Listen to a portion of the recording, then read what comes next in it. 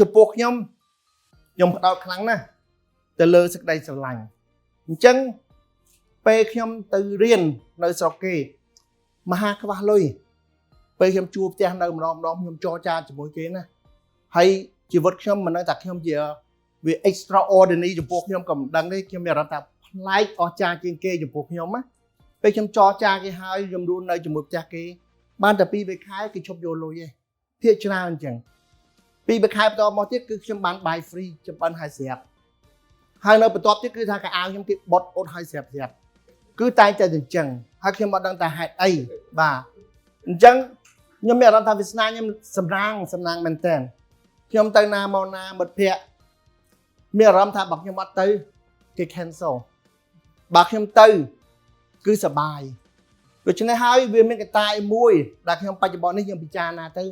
វាអ្វីទាំងអស់គឺតាក់ទងនឹងអាកប្បកិរិយាមាយាទអេយ៉ាបតណានិង personality របស់យើងទាំងអស់ហ្នឹងគឺសំខាន់ណាស់ដែលធ្វើឲ្យគេមានអារម្មណ៍កក់ក្ដៅដែលធ្វើឲ្យគេមានអារម្មណ៍ចូលចិត្តអត់យើងអត់បាន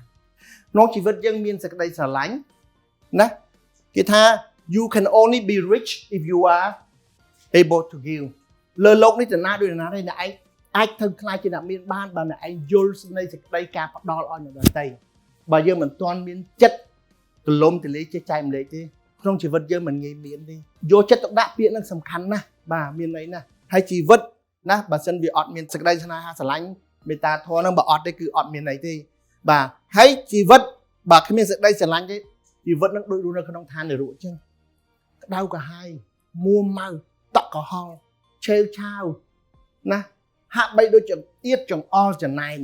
ដូច្នេះហើយសេចក្តីស្រឡាញ់ហ្នឹងគឺថាធំធេងណាស់លើโลกនេះវាដឹកមកយើងបន្ទាប់មកយើងឃើញថា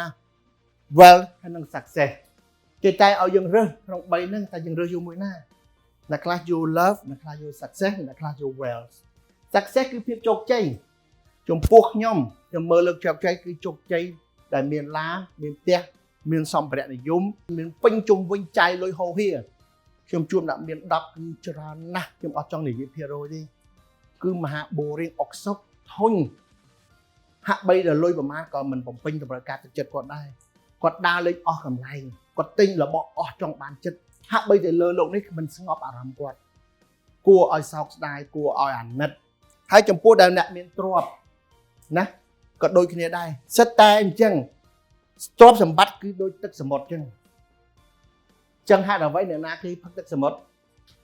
សេកទឹកលើដើម